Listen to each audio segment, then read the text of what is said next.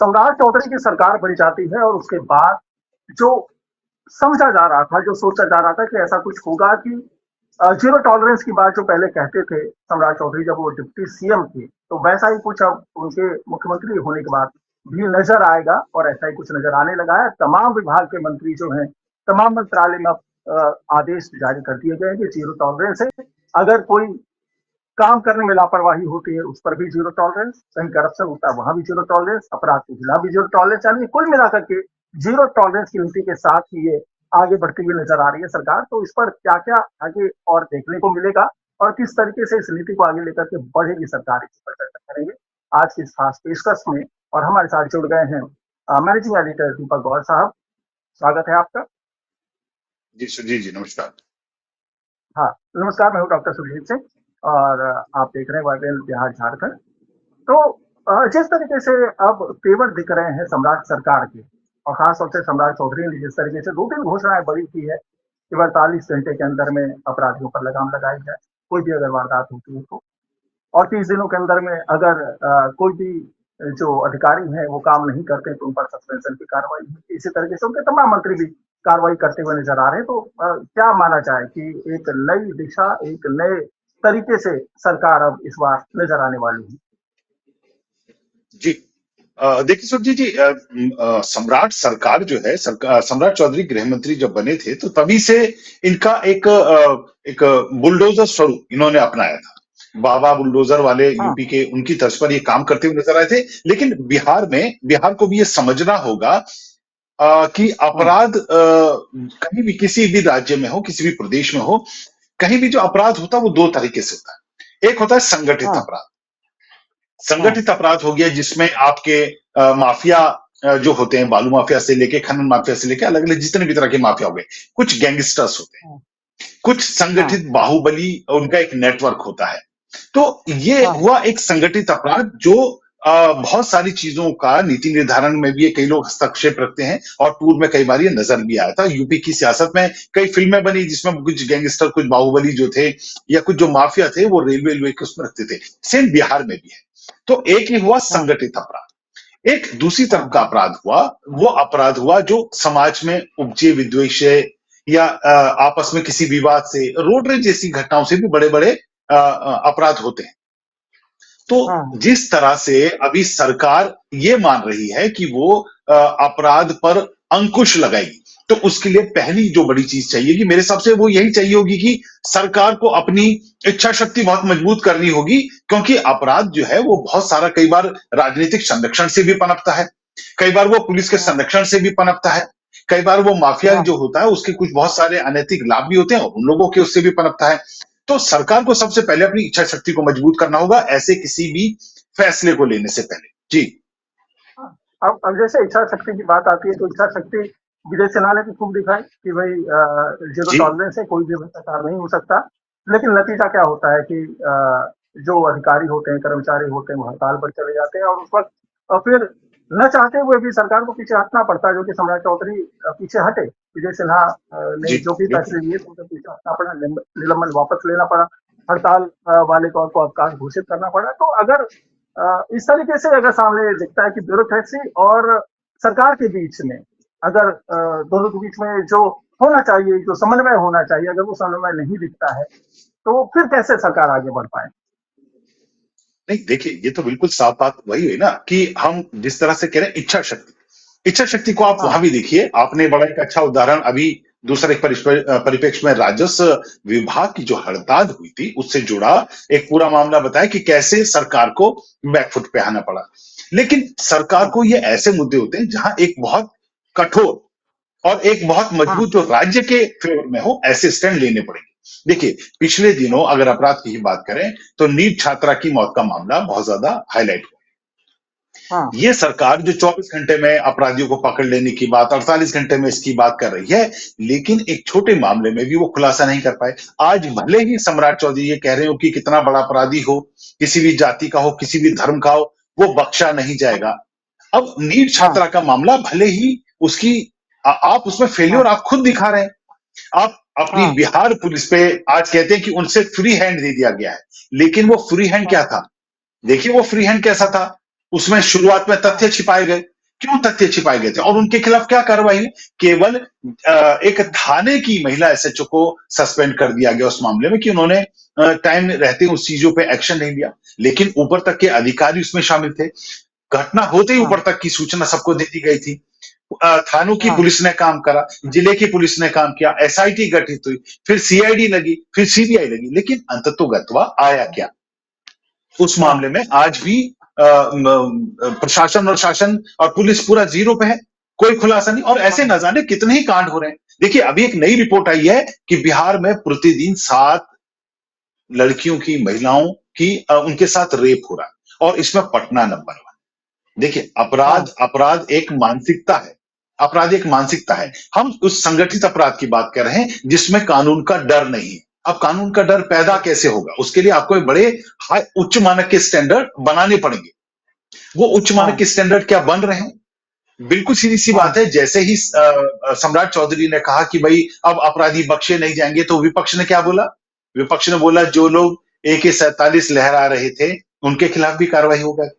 वो किस पे निशाना था? सबको पता है बिहार की जनता में किस पे निशाना था। तो पुलिस करेगी कैसे? क्या एक्शन ले पाएगी? इसके लिए मैं दोबारा से कह रहा हूं कि सरकार को कोई भी बात कहने से पहले अपनी इच्छा शक्ति को आंक लेना होगा कि वो जो कह रही है वो कर पाएगी या नहीं कर पाएगी। क्योंकि ये जो अपराध लगातार हो रहे हैं, देखिए कल बिहार में मोतिहारी की जो घटना है, कॉलेज में परीक्षा देके छात्र निकल रहा था, उनकी पुरानी कोई रीलबाजी को लेकर रंजिश थी, उस छात्र की सरेआम सब स्टूडेंट्स के बीच में हत्या कर दी जाती है। अब ये जो हत्या है, ये रंजिशन हत्या है, इसको इसको पूरे समाज में अमूमन एक मानसिकता से रोका जा सकता है कि भाई अपराध अगर हमने किया आवेश में हमारे, तो उसके क्या कॉन्सिक्वेंसेस होंगे।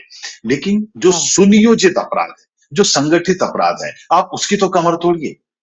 वो तो नजर आना चाहिए कि यहाँ जैसे यूपी है, यूपी में आपने देखा होगा बिल्कुल लोग तख्ती लेके अपना आते थे, वो थानों में आते थे और वो मीडिया के सामने आते थे कि जी मैं सरेंडर करना चाहता हूं क्योंकि मुझे डर है, अगर मैंने सरेंडर नहीं करा तो या तो मेरा हाफ एनकाउंटर या मेरा फुल एनकाउंटर हो जाए। ये होता है कानून का डर।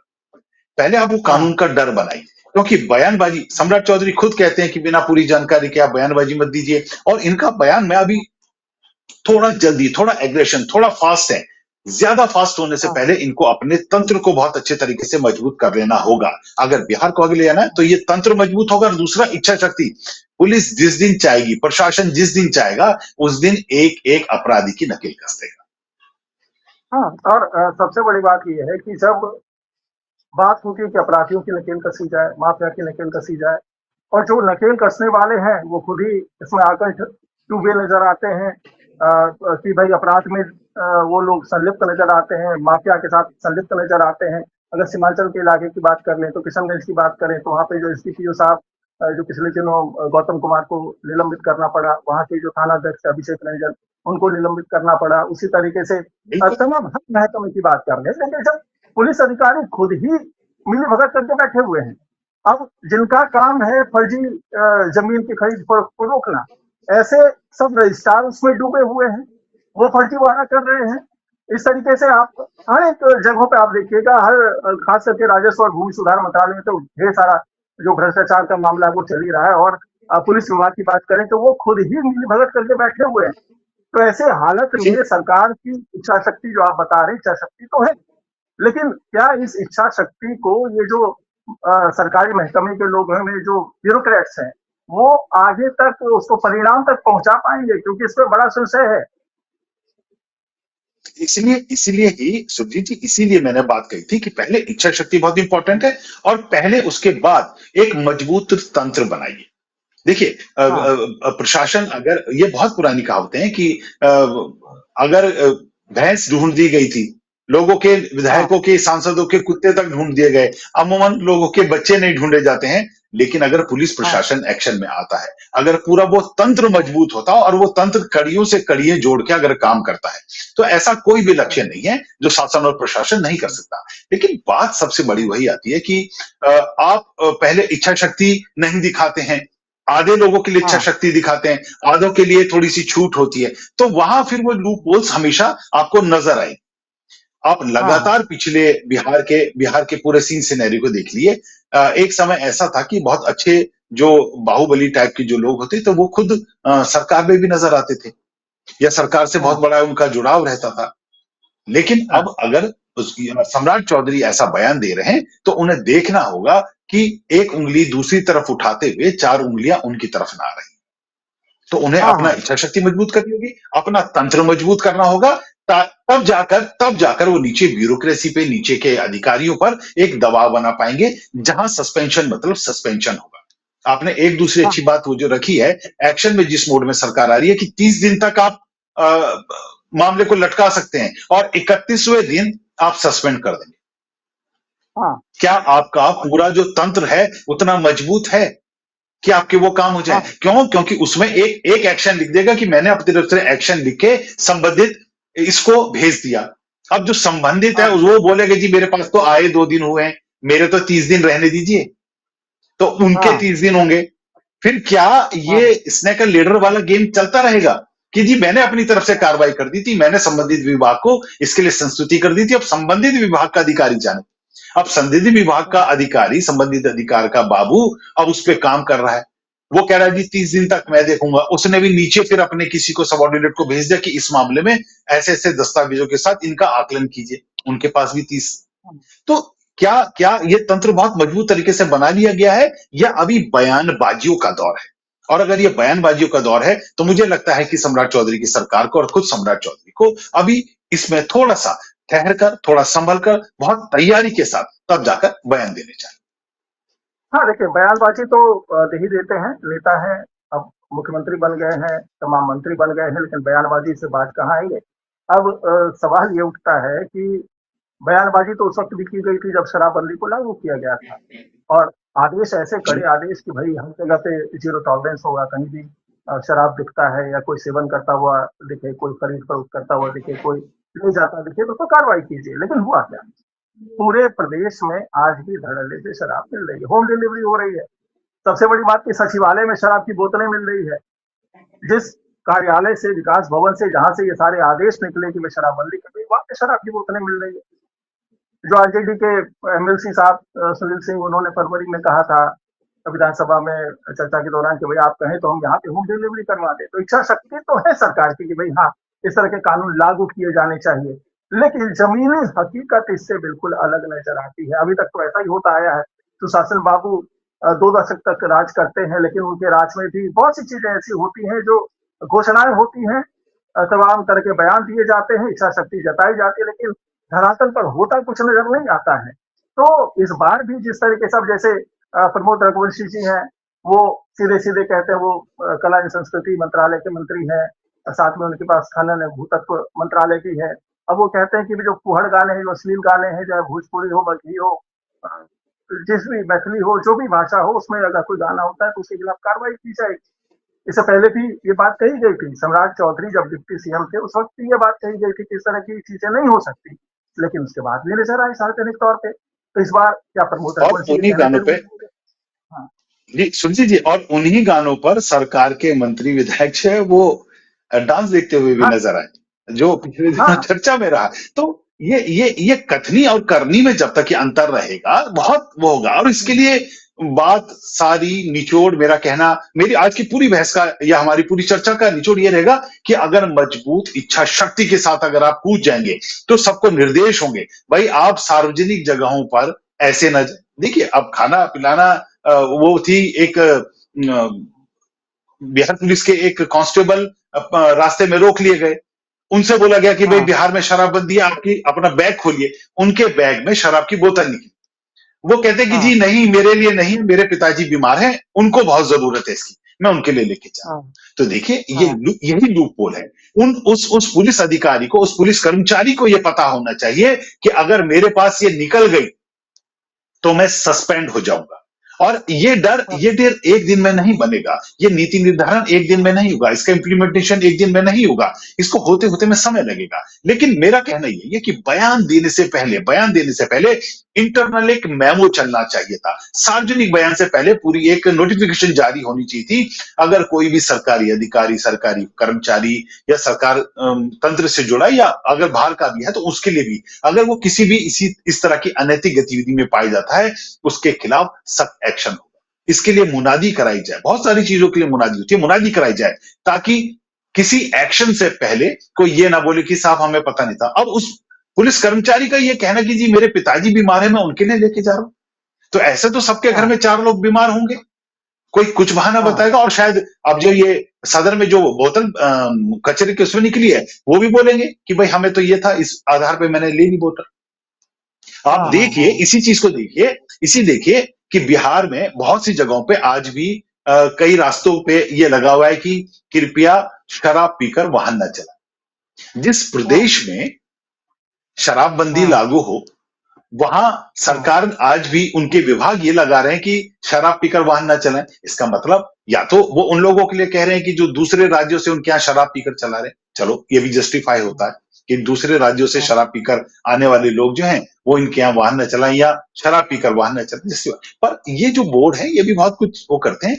और सरकारों को अब ये सोचना होगा कि अपने जो भी ये बड़े निर्णय ले रहे, बड़े जो फैसले ले रहे, उससे पहले इनका एक अच्छा नेटवर्क बनाए, एक तंत्र बनाए, एक ऐसा प्रोसेस बनाए, एक ऐसा अच्छा मजबूत ढांचा बनाए कि जो उनकी कथनी और करनी में समरूपता ला सके। हाँ हाँ। और सबसे बड़ी बात ये है कि भाई एक तरफ तो सम्राट चौधरी खुद कहते हैं कि भाई जो तमाम मंत्री हैं वो बयानबाजी ना करें, मीडिया से दूरी बना लें और जब तक बहुत ठोस फैसला कुछ ना हो जाए बहुत सोच समझ करके बयान दें। और दूसरी तरफ खुद सार्वजनिक तौर से बयान देते हैं कि भाई 48 घंटे में हम अपराधी को पकड़ेंगे, 30 दिन में सस्पेंशन कर देंगे, तमाम चीजें होती है। और जैसा कि आप बता रहे हैं कि वो इच्छा शक्ति होना बहुत जरूरी है और उसके आधार पर ही आगे कोई भी कार्रवाई हो सकती है। तो अब जिस तरीके से तमाम चीजें निकल करके आ रही है कि जो मंत्री हैं वो कह रहे हैं कि भाई तमाम कार्रवाई कर रहे हैं। अब निशांत कुमार खुद 11 बिंदुओं के निर्देश जारी कर देते हैं। उसी तरीके से जो दूसरे भी महकमे के मंत्री हैं वो तमाम कार्रवाई करते हुए नजर आते हैं, ऐलान करते हैं कि भाई सब कुछ ऐसा ही होगा। यानी कि एक्शन मोड में पूरी सरकार नजर आ रही है। तो क्या ऐसा माना जाए कि जो एक्शन मोड सामने दिख रहा है वो धरातल पर आएगा और धरातल पर आएगा तो उसका फायदा सम्राट सरकार को मिलने वाला है? हाँ, देखिए ये सरकार एक्टिव मोड में तो है, एक्शन मोड में हाँ आने की तैयारी कर रही है। अब एक्टिव मोड में हाँ नजर आ रही है, ये प्रो चीज है कि चलिए। पर दोबारा से बात वही हो रही है, आप पहले अपने विभाग को अच्छे से जानिए। जिन निशांत कुमार ने अपना एक्शन मोड, आगे का एक्शन प्लान बना दिया, उन निशांत कुमार को उस विभाग की अभी बहुत गंभीरता से उसको पूरा देखना होगा कि उसके किस डिपार्टमेंट में क्या काम होता है, कौन से ऐसे डिपार्टमेंट हैं जहां लैकुनाज हैं। बिहार में अगर वो स्वास्थ्य मंत्रालय देख रहे हैं तो स्वास्थ्य मंत्रालय में कौन कौन सी चीजें जो सरकार पर प्रश्न चिन्ह उठाती हैं, उनका अब तक क्या बड़े उन पर आरोप लगे हैं, उनके समाधान के क्या तरीके हैं। केवल एक एडमिन हाँ ब्लॉक के लिए नोटिफिकेशन जारी करना ठीक है, वो एडमिन ब्लॉक के लिए आगे के लिए जारी की गई, ठीक है।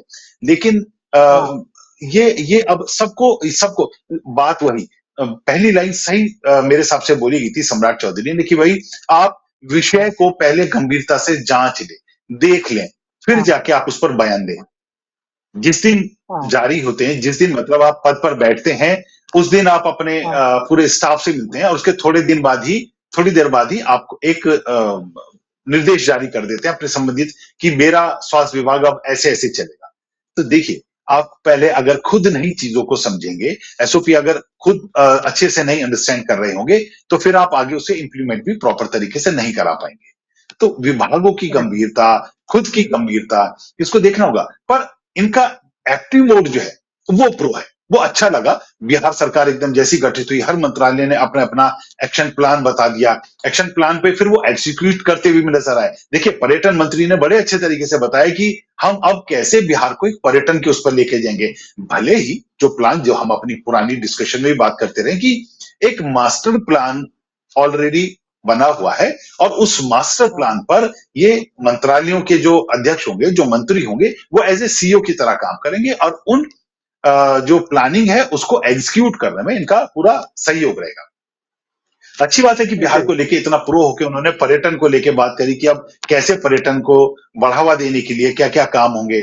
लेकिन फिर वही वाली बात, देखिए हमारे शिक्षा मंत्री जी मिथिलेश जी ये क्या कह गए, जो हाँ उन्होंने एकदम से बयान दिया और उनका बयान विवादों में आ गया है। तो अभी अभी बहुत एक्शन अच्छा है, पर एक्शन से पहले, एक्शन के साथ साथ अपने आप को भी थोड़ा मैच्योर करने की जरूरत है। अपनी वाणी को, अपने मन, क्रम, वचन, इसको सबको ना एक रूप करना पड़ेगा कि आप अपनी मुखाग्रबिंद से क्या बोल रहे हैं, अपनी वाणी से क्या बोल रहे हैं, आपके मन में क्या है और आपकी आगे की प्लानिंग क्या है, उन सब में एक रूपता लाइए। आपको पोर्टफोलियो मिला है कोई, आप उसके जानकार नहीं है, आप फिर बात करते हैं कुछ, उनमें आपस में सामंजस्य होना चाहिए। अगर सामंजस्य नजर नहीं आएगा तो फिर इसी तरह के विवाद लगातार उठते रहेंगे, लगातार ये बातें उठती रहेंगी और इसी तरह के ये गतिरोध, विरोध और विपक्ष के आरोप। अभी विपक्ष शांत बैठा है। बड़ी अच्छी बात इस सरकार की अभी ये नजर आ रही है कि विपक्ष पूरी तरह हाशिए पे बैठा हुआ है। वो मुद्दों को सही से हाँ पकड़ हाँ भी नहीं पा रहे हैं। अभी खामियां हैं और ये खामियां उजागर भी होती नजर आ रही है। लेकिन हाँ विपक्ष अभी भी वो परिवारवाद वाली निशान की कि परिवारवाद है, ये है, चाचा हमारे ये हो गए, उनसे उठकर अब आगे बाहर निकलना पड़ेगा। उन्हें मानना पड़ेगा कि आप विधानसभा चुनाव हार चुके हैं, अब आगे की तैयारियां कीजिए। उन लोगों के साथ खड़े होइए कि जो सो कॉल्ड जो कहें कि हमारे साथ अत्याचार हो रहा है। अगर प्रशासन कहीं चूक कर रहा है तो वो प्रशासन को बताना विपक्ष की भी जिम्मेदारी है। लेकिन हाँ ऐसा होता हुआ नहीं दिख रहा है। तो एक इतनी प्रचंड जीत भी कई बार निरंकुशता का, एक निरंकुश सरकार हो जाने का एक आधार बन जाता है। तो ये भी सोचना होगा कि आपको अगर टोकने वाले नहीं है तो आपको मंत्रियों को खुद को सेल्फ चेक लगाने होंगे कि हमारे डूज ये हैं, हमारे डोंट्स ये हैं, और उस डूज डोंट्स को बहुत अच्छे से पहले आत्मसात खुद करना होगा, तब जाके इन्हें ग्राउंड पे कुछ कहने और करने के लिए उतरना होगा। जी, जी, जी। बिल्कुल, बिल्कुल। कुल मिलाकर के निचोड़ इस बातचीत का यही है कि इच्छा शक्ति बहुत ज़रूरी है। साथ ही अगर एक्शन की बात करते हैं तो उसके लिए पूरा होमवर्क होना बहुत ज़रूरी है। बिना होमवर्क जी के केवल बिल्कुल। बयानबाज़ी के करके अगर आप सरकार को बेहतर दिशा में ले जाने का दावा करते हैं तो वो कहीं न कहीं आपकी भग पिटने वाली है। तो ठीक है, जो शुरुआत दिख रही है सरकार की कि एक्शन मोड में है, लेकिन ये एक्शन ज़मीन पर नज़र भी आना चाहिए। बहुत-बहुत धन्यवाद दीपक गौल जी हमारे साथ जुड़ने के लिए। तो फिलहाल आज की पेशकश में इतना ही। शुक्रिया। नमस्कार।